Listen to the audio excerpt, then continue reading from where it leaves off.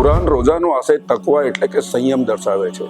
રોજા મુમિનની અંદર ઈશપરાયણતા જન્માવે. જ્યારે મુમિનને જાણ થઈ જાય કે અલ્લાહ મને આ કાર્ય કરવાનો આદેશ આપે છે, ત્યારે દુનિયાની કોઈ તાકાત, લોભ, લાલચ મુમિનને તે કાર્ય કરવાથી રોકી ના શકે.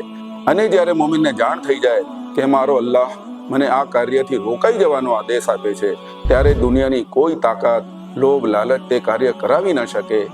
આ મુમિનની તકવાની સ્થિતિ છે. રમઝાન મોમિનની અંદર આ પરિવર્તન લાવવા માટે દર વર્ષે આવે છે. રમઝાન મોમિનને અલ્લાહનો સંપૂર્ણ આજ્ઞાપાલક બનાવવા માટે આવે છે. આપણે સ્વયંની સમીક્ષા કરીએ, પોતાની જાતનું વ્યક્તિગત ધોરણે આયોજન કરીએ. જ્યારે રોજા ફળ થયા ત્યારથી રોજા રાખીએ છીએ, નમાઝ અદા કરીએ છીએ, તરાવીની પાબંદી કરીએ છીએ, તિલાવતે કુરાન કરીએ છીએ, ઝકાત અદા કરીએ છીએ. તેમ છતાં રમઝાન પહેલા અને રમઝાન પછી આપણા જીવનમાં કોઈ પરિવર્તન દેખાતું નથી.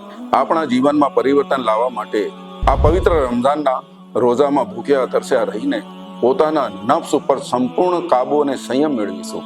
ભૂખ્યા તરસ્યા રહેવાના મહિનાને ખાવા પીવાનો મહિનો નહીં બનાવીએ. કુરાનની તિલાવત નહીં, તેને સમજીને વાંચીશું, પોતાના જીવનમાં ઉતારીશું. આ મહિનામાં સંપૂર્ણ કુરાન અનુવાદ સાથે વાંચીને પૂરું કરીશું.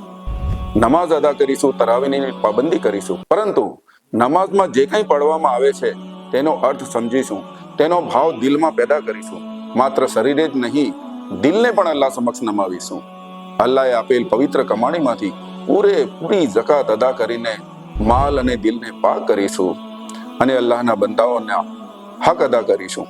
દરેક પ્રકારની બુરાઈથી બચીશું અને દરેક પ્રકારની ભલાઈને અપનાવીશું. પવિત્ર રમઝાનને જીવનમાં સંપૂર્ણ પરિવર્તન લાવવા માટે અલ્લાહની નેમત, રહેમત અને બરકત સમજીને તેના દરેક આદેશ સિદ્ધાંતોનું સાચા દિલથી પાલન કરીશું. અલ્લાહથી દુઆ છે કે ઉમ્મતમાં તકવાની, હિકમતની સિફત પેદા કરે. આમીન.